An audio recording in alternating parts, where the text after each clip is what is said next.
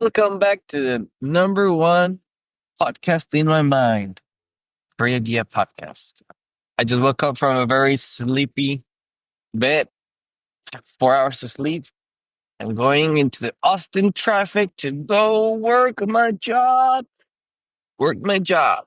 If that ain't American, then I don't know what it is. I'm still sick.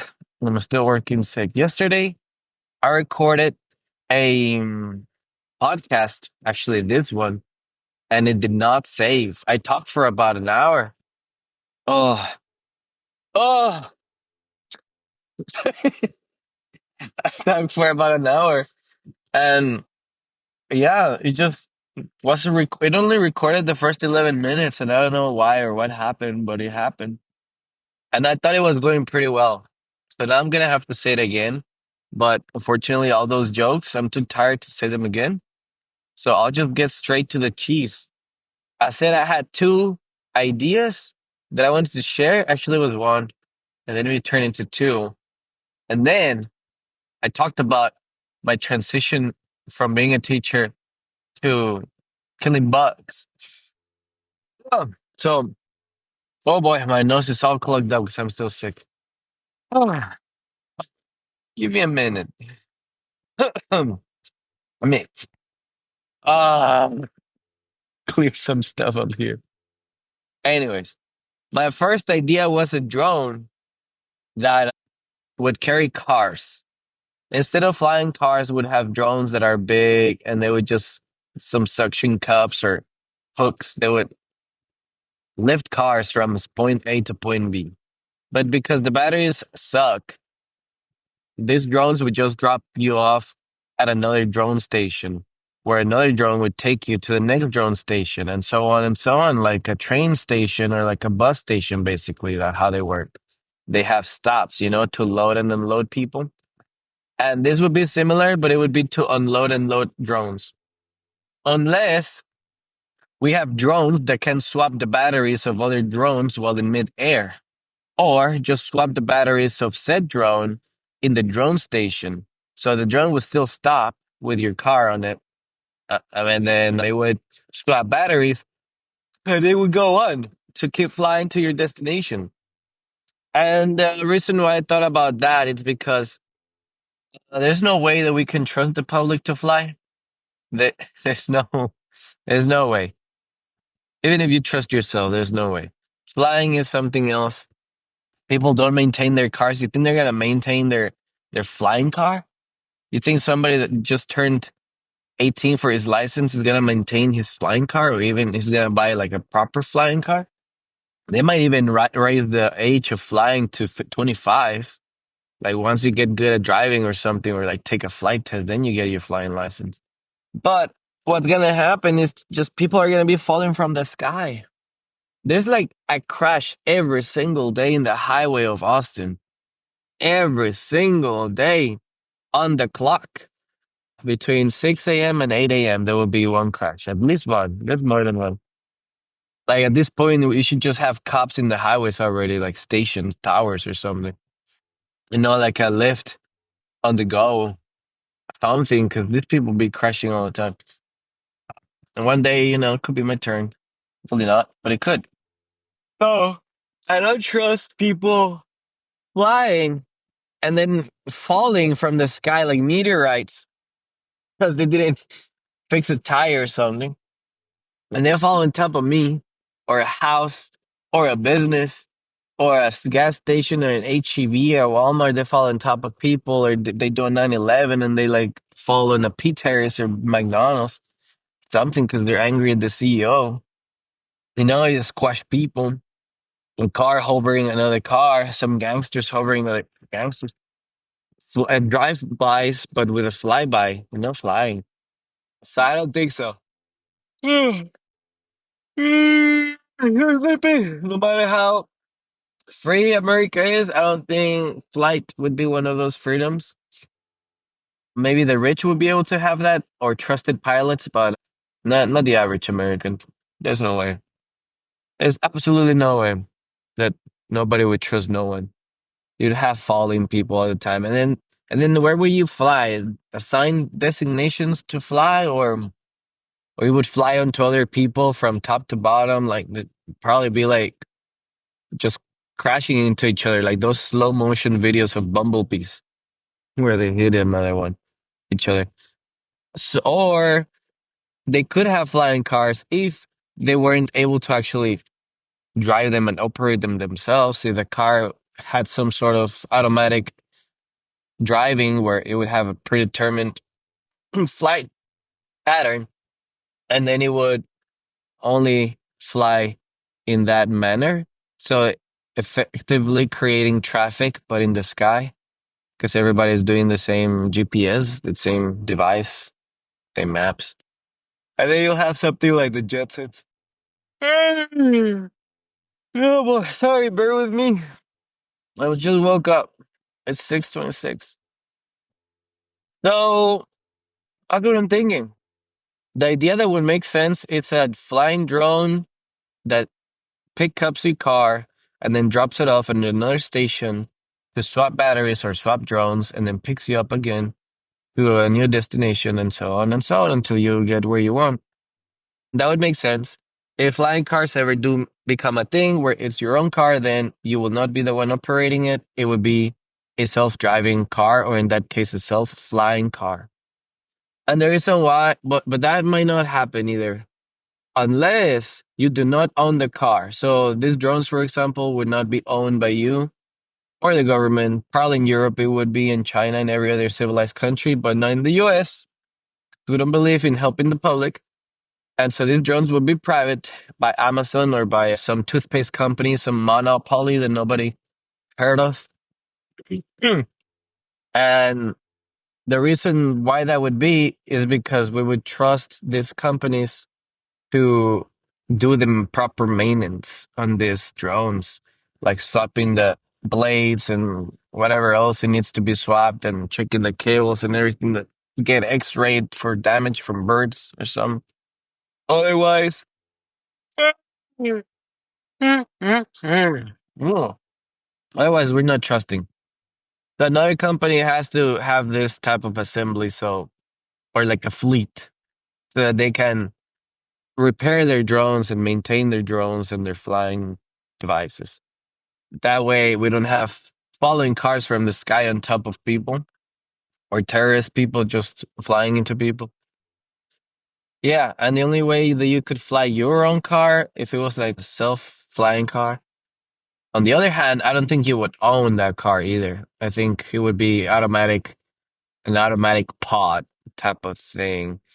Like the mail that you put in that little tube when you go to the bank, or you put the envelope or and the money and then the tube just sucks in that thing, that cylinder through a tube.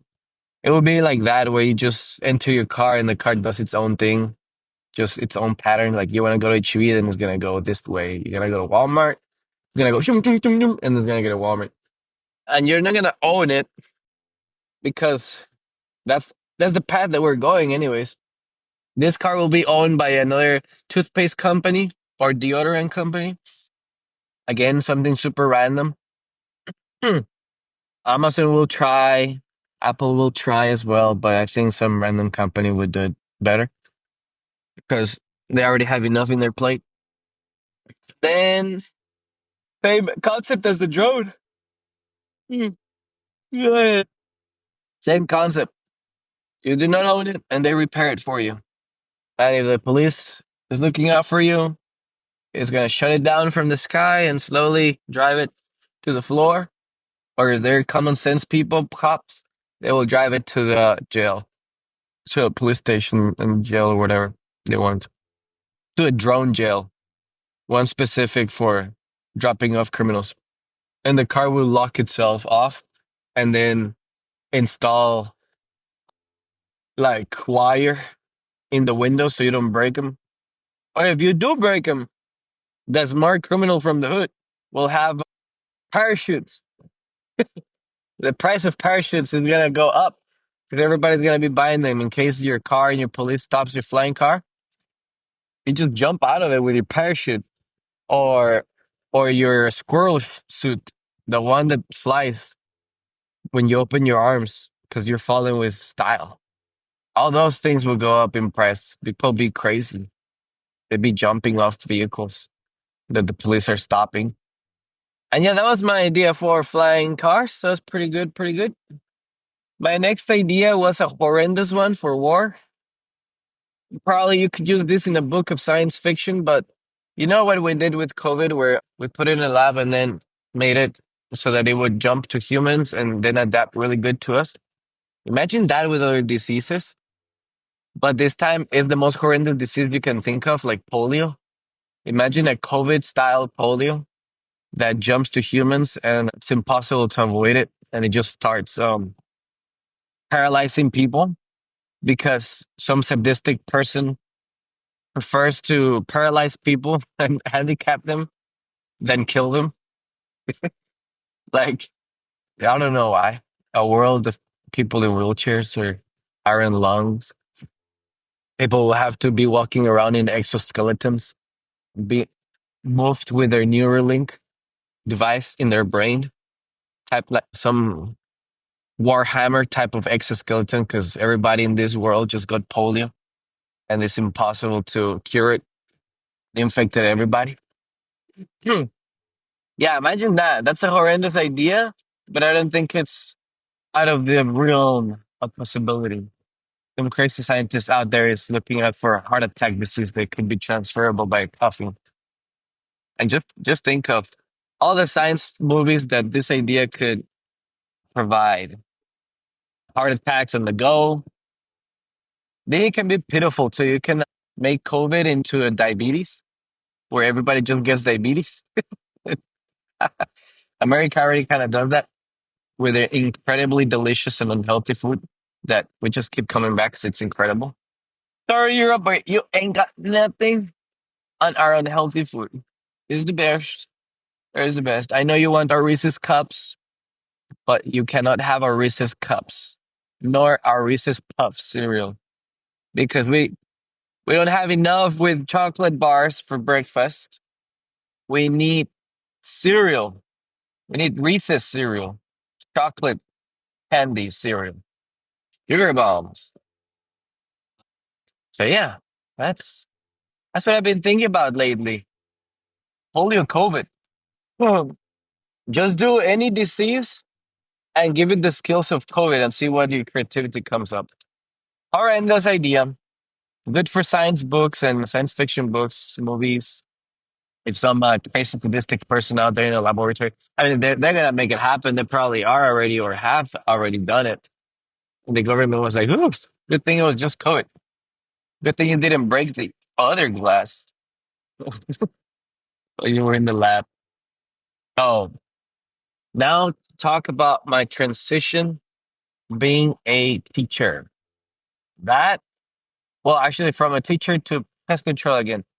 That I can tell you, it's been beautiful, wonderful, incredible. I'm loving it. I do miss some of the fun students, and I do not miss the other ones that give me headaches. Oh, thank goodness, there's someone else's problem now, and eventually they will be our problem because of society. But it is what it is. That's how they are, and that's what parents bring to the world. Some parents that are not parenting.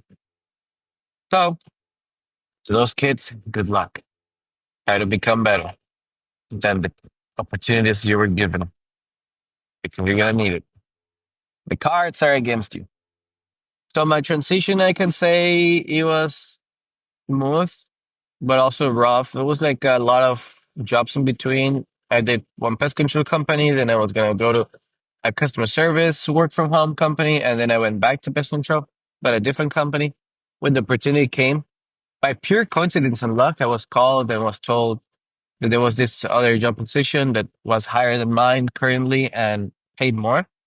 And this person convinced me to not go for the work from home cozy job that would be paying 16 an hour to instead going back to pest control, but business, doing business pest control rather than houses pays more.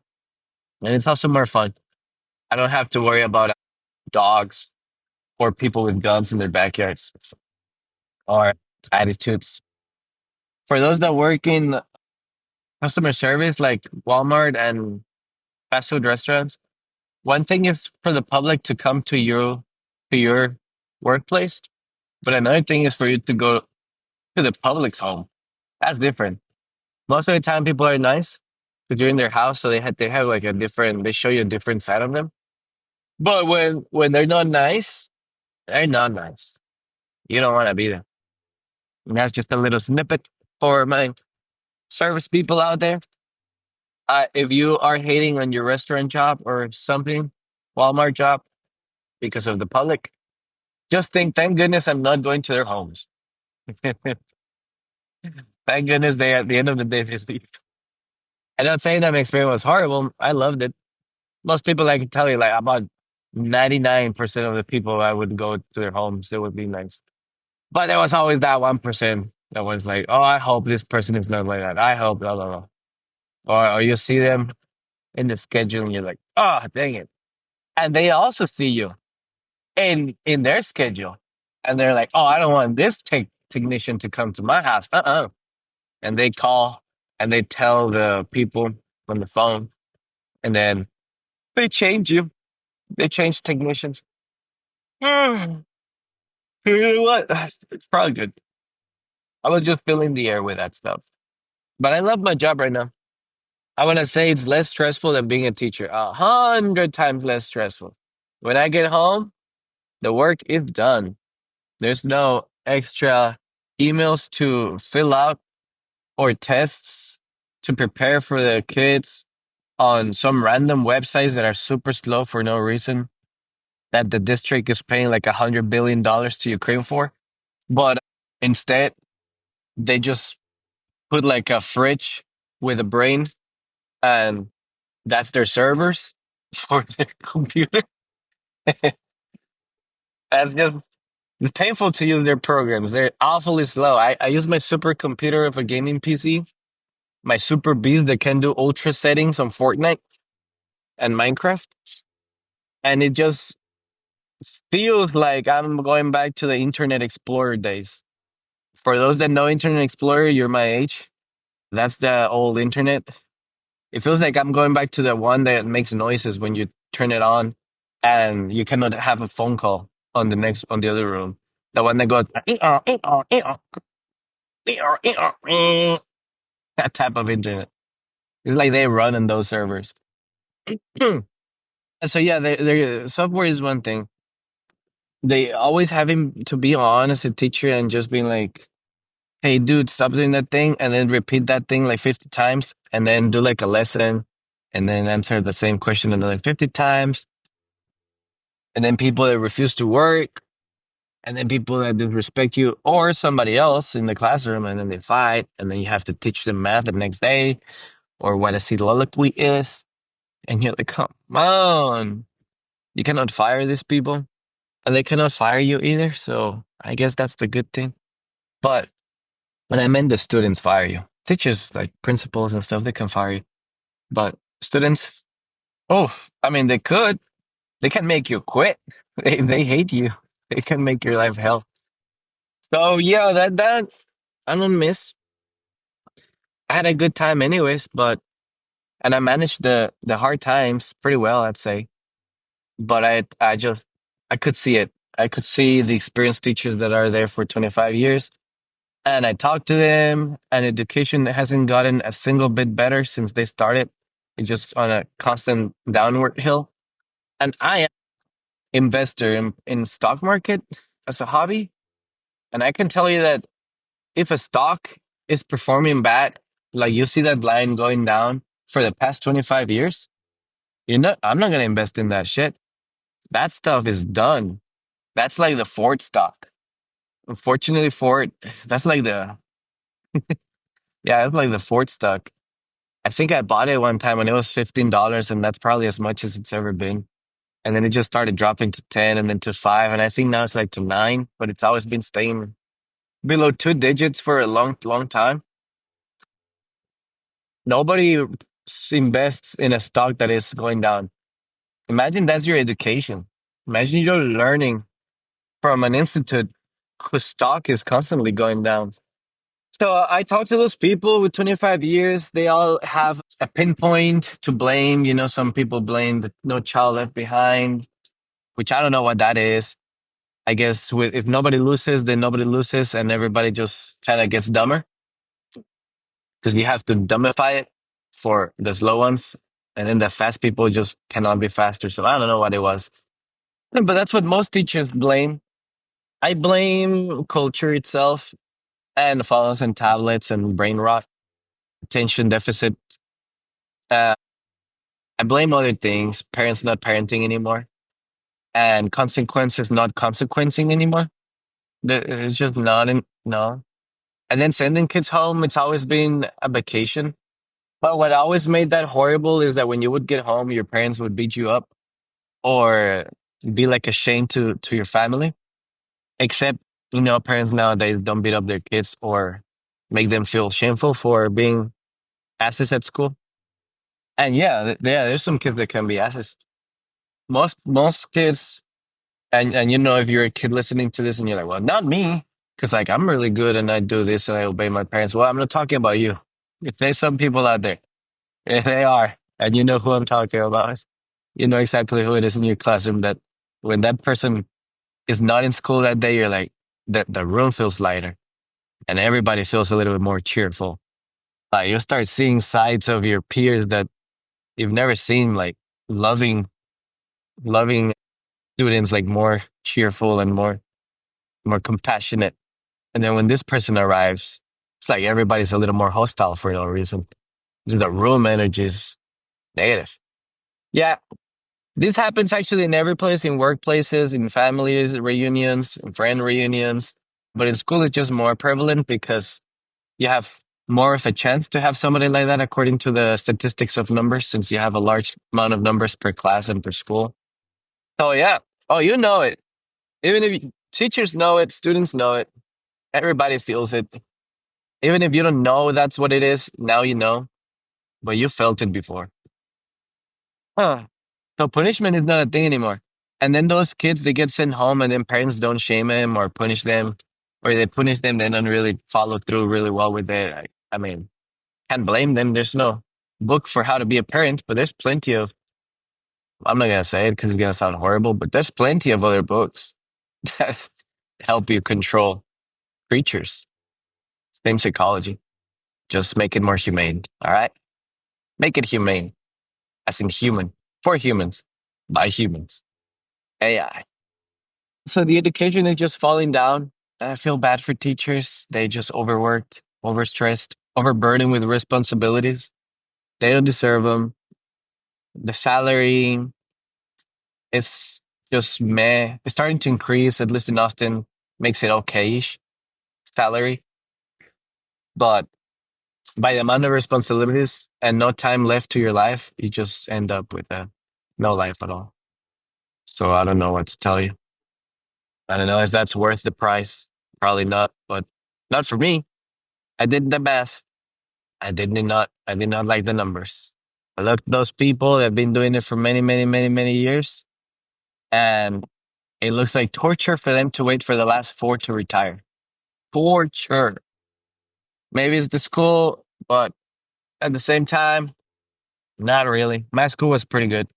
My school was like the best of the worst, meaning it was one of the roughest types of schools, populations that you would get, and it was the best at excelling those type of students.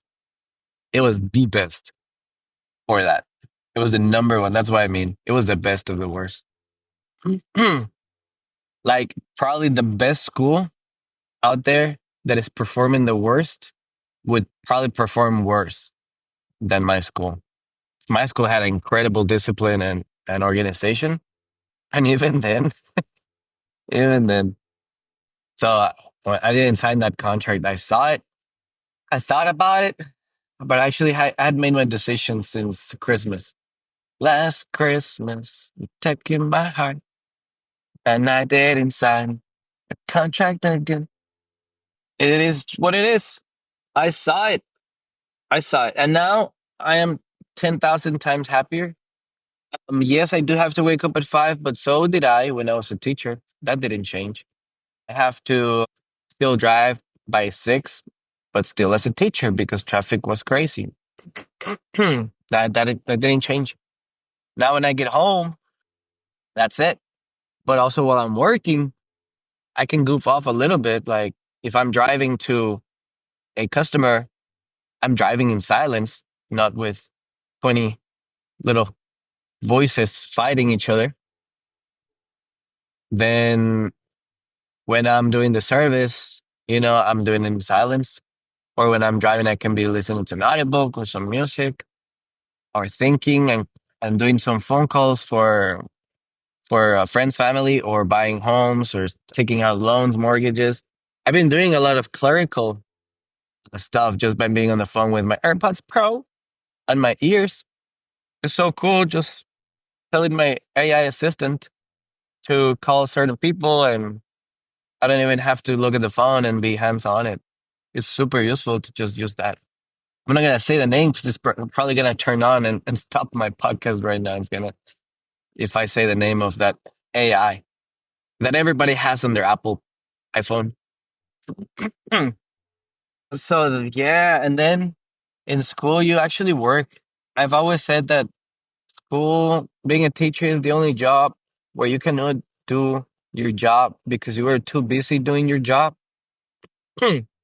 So you get behind on your job and you have to use your own time on the weekends and vacations to continue doing your job and still be behind because you have so much job on you, like way too much, way too much. I'd say we're giving too many responsibilities to teachers. And those teachers that heard that phrase, they understand what I mean. Like if a teacher ever comes to you to get hired, just hire them because they definitely have a high stress threshold. Every time I see somebody at work being stressed, I don't, I don't get it. I don't. One day I will get it when I get one of those jobs, but after being a teacher, I just cannot get it. There's no job in my mind that can be as stressful as being a teacher. And I mean like actual job, not like being a parent. That's a whole nother, that's a whole thing. That's a whole nother section and category. That's what I mean. A job that you get paid for doing. There's absolutely no way. Yeah, you can be stressful about doing things and emails and stuff, but you can put them in a to-do list. As a teacher, you don't even have time to do a to-do list. You have so many things popping up all the time. And if you do have a to-do list, you don't even have enough hours in the day. And if you do have enough hours, for some reason, you'll be interrupted during your planning time to do some meetings about stuff that you already did before. And then they'll just make up something new for you to do. It's kind of like the military where I've heard people, soldiers just are given random tasks to keep them busy, like sweep the rain and brush the rocks or paint the rocks. Something like, what is it? Wash the rocks, mop the floor with the toothbrush. Those type of things that I just like, why? There's more efficient ways to do it, and it's not even necessary to do it every single day. Do it once a week, once a month. But teaching does have a lot of that on top of the real tests that you have to do. They love data. They love data. And sometimes data is not even useful. It's just do the thing that works. Data will come to you. But no, they gotta collect everything.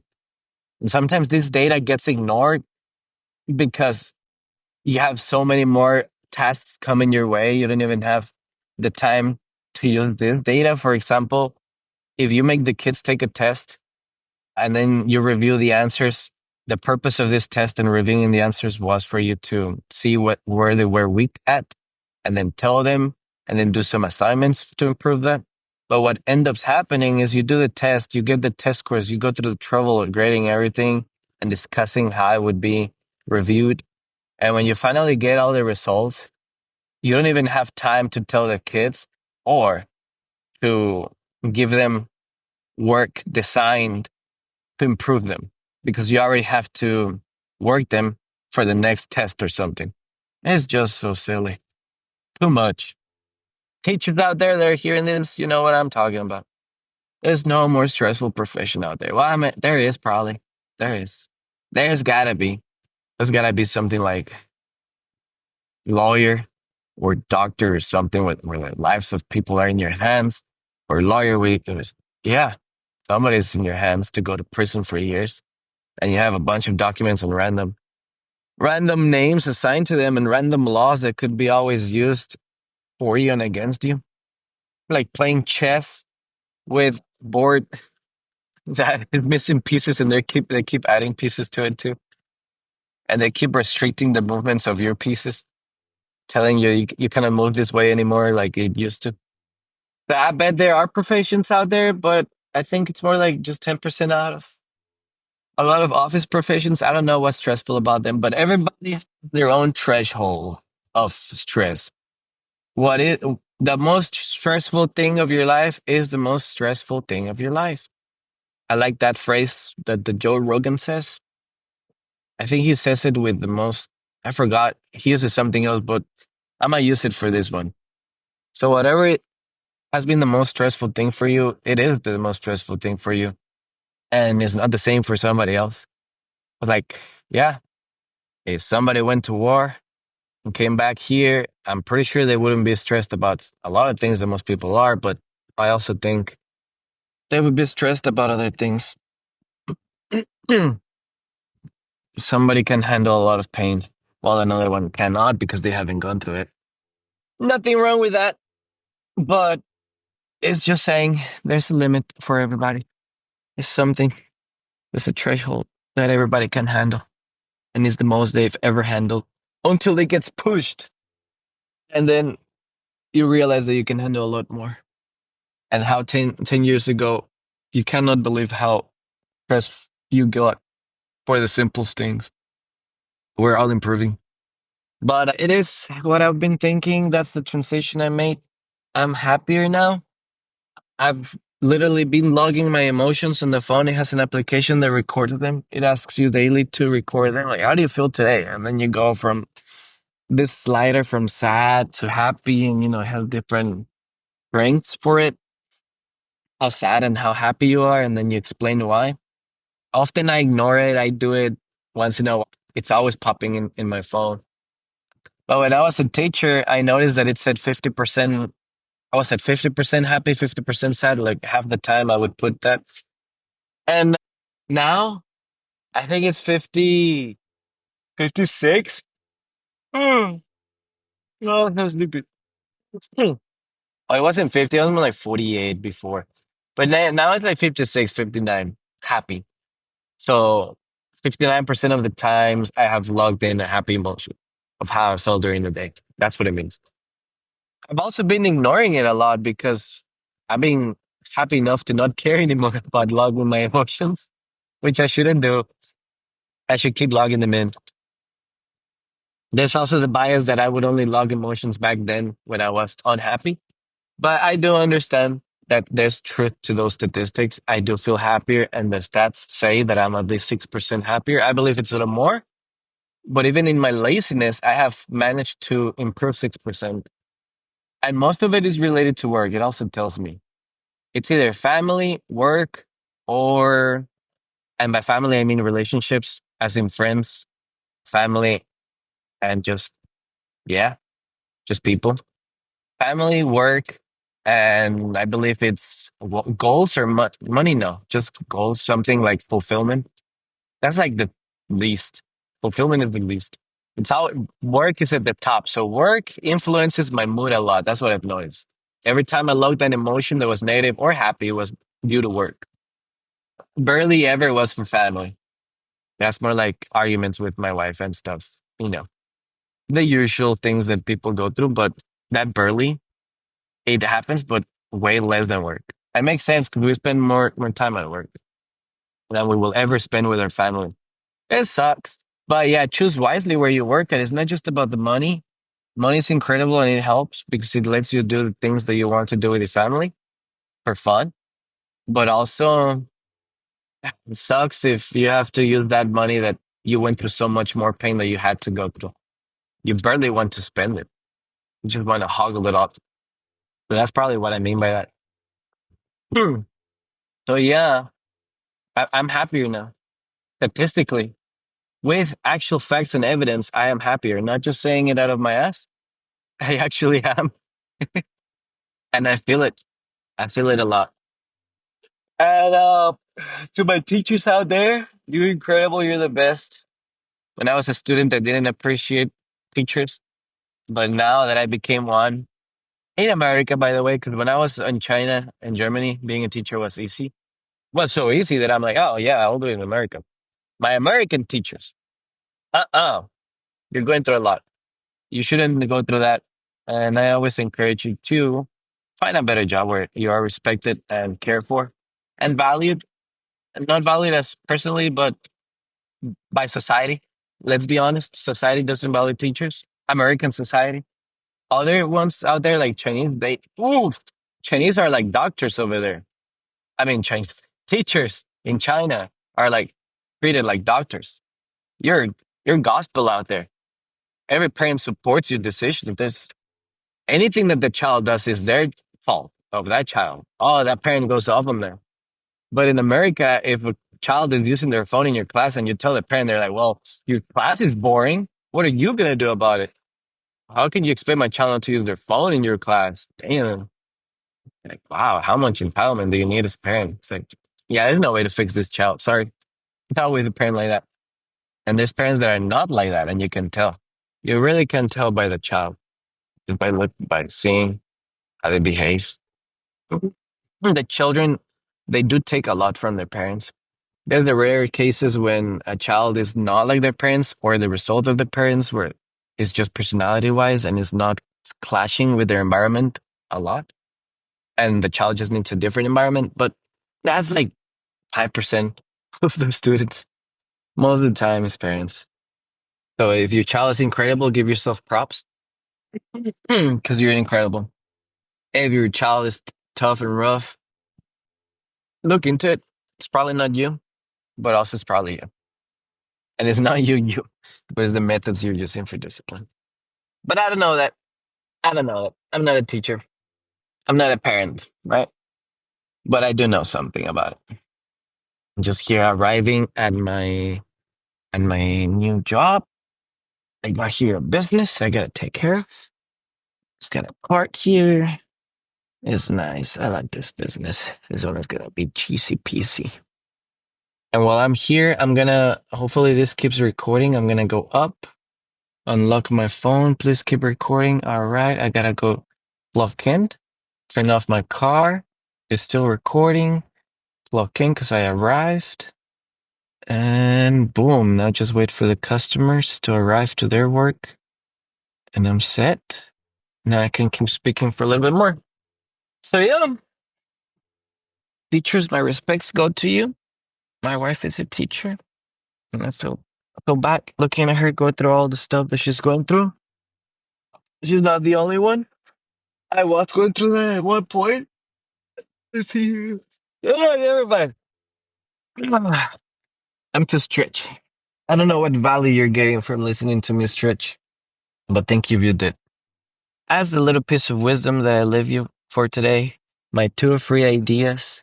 Let's review. Drone that carries your car and drops you off like a train station type, stop by stop, where they replace parts and you will never own it. A COVID virus like symptoms were transferable to humans as effective as it is transferring, but with polio or some sadistic disease you can think of, that should be a war crime and a humanity crime. And then just talking about transition, right now, at this very moment, I am much happier. I like I like teaching, but I don't like being a teacher in America. And that's it. That's it. Just want to say and end it with teachers are not valued here, even if you think they are. Even if people are out there saying things like, oh, but they're the most important thing in society. Nah, nah, no, no, no. Until you go to Asia, especially China, at least with the experience that I have in China, I can speak of that, you'll see the stark difference. If you're a teacher in America, I recommend you get out of this country and go teach somewhere else. China, I recommend, but there's some other places that you could do. Don't go to Europe. I think it's the same over there. Any westernized country has these issues. Try some Asian countries. Maybe I guess Japan could be one of those, but I don't know. Philippines probably too. Korea. But yeah, my experience is in China. Teachers I respected as highly as if they were doctors. Number one career faced by most Chinese. At least when I was there. That's what I heard. According to statistics, most people want to be teachers over there. The very fought for position. Unlike here. I recommend that. If you're not married to your job, try that. It's gonna put you, but yeah, it had some pros and cons because you'll be out of your comfort zone and in another country and starting from zero. But if you have a degree in teaching, they'll take you. If you don't, they'll take you. But if you do have some experience, that'll be even better. They'll love you even more. It's gonna be much easier for you to transition. And there's really not much new that you can learn. And there's almost no new responsibilities. It's the same, but there's more support from parents and kids are way more disciplined and all that good stuff.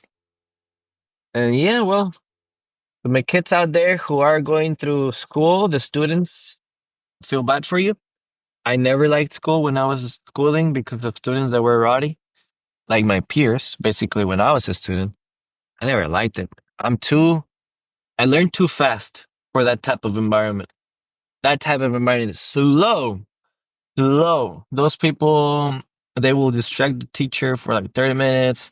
And then finally, the last 20 to 10 minutes, you'll be doing the assignment and actually learning. And there's so much drama. I wish I could have just learned in a more fast paced environment.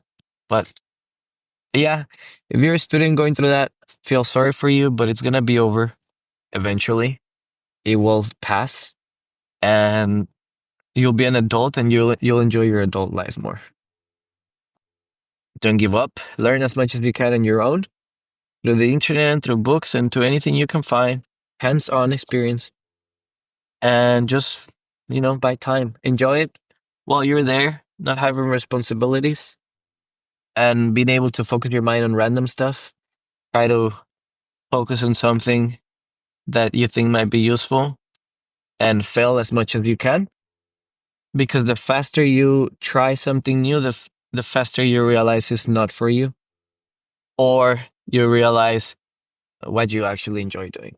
For me, I always knew what I wanted to do, but it changed a lot through the years.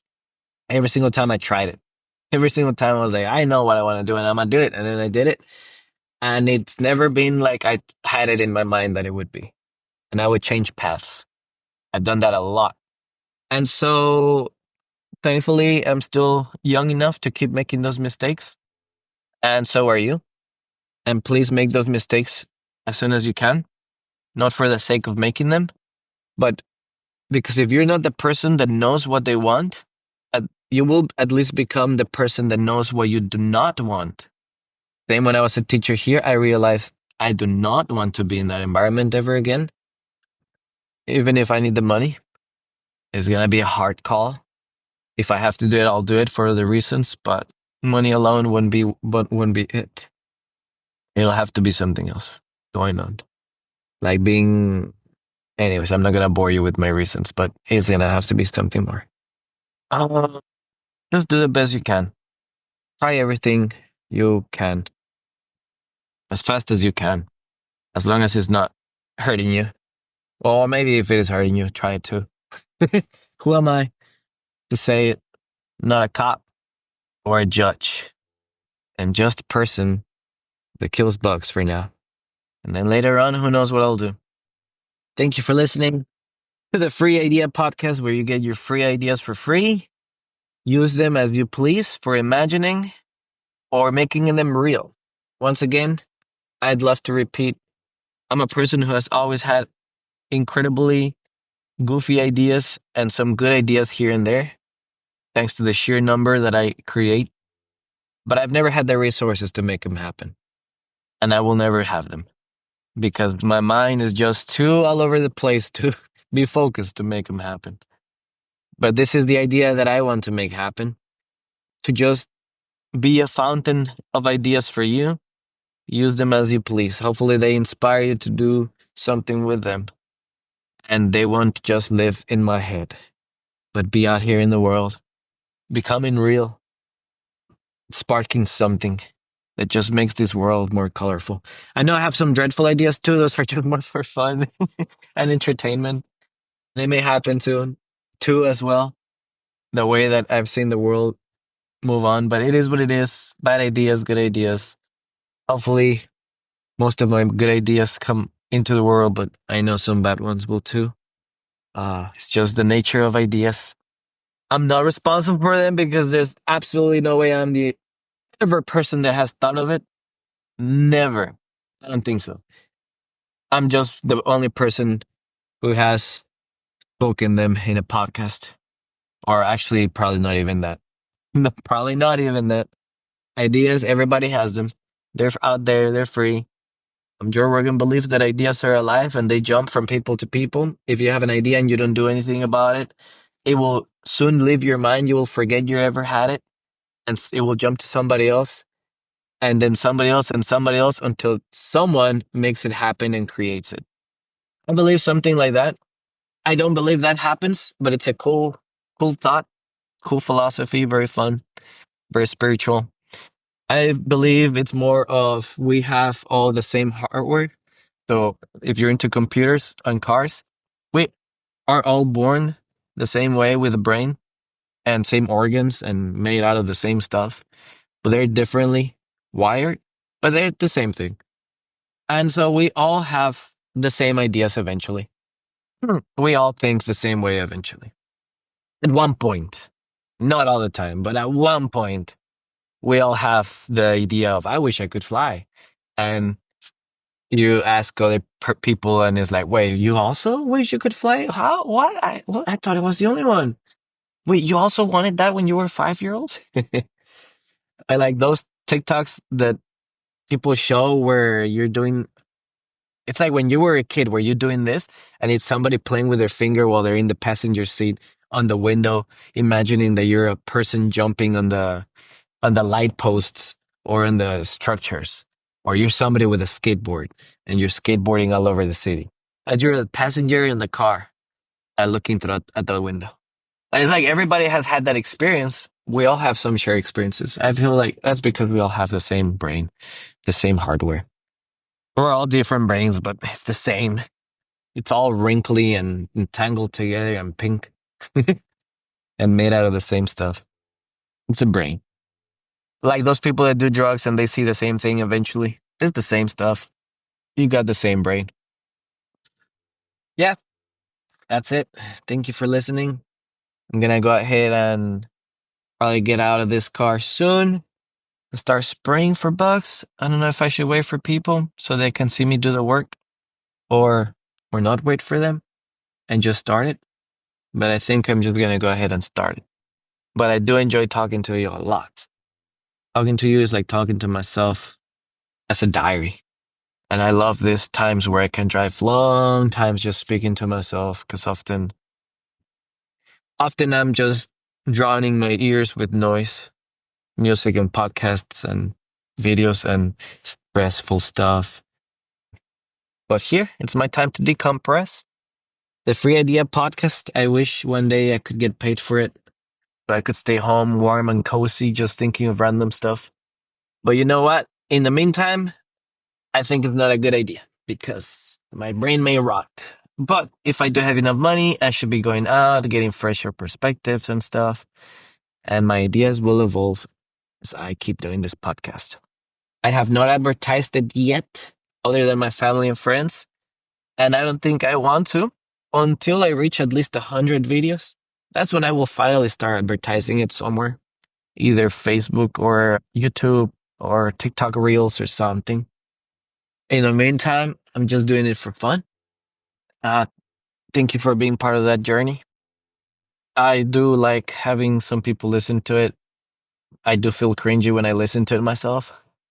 And I don't know if I'll ever be able to handle reading comments. I haven't had a single comment.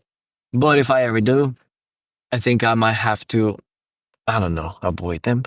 I'm too sensitive. I know that as a fact. And I listened to the Joe Rogan where he says don't read the comments because you can read 10, 100 positive comments and then you read one single bad comment. That's gonna ruin your day. And I know that for a fact it's going to be me. Although I am curious to see people like what they hear or not. But also, if you like it, you're gonna stay and come by here and there and you'll have your breaks and stuff, but you'll come back and that's nice. Or if you tried it and it's not for you, well, that's okay too. It doesn't have to be for everybody. Because what if something is for everybody, then it's for nobody for some reason. If you try hard enough. This, I have no idea for who it is. Whoever that is, I hope you're having a wonderful day. It continues being wonderful and you keep learning and making good decisions in your life. Life is not short at all, but it feels that way because you always forget what happened yesterday. Thank you and have a good rest of the day.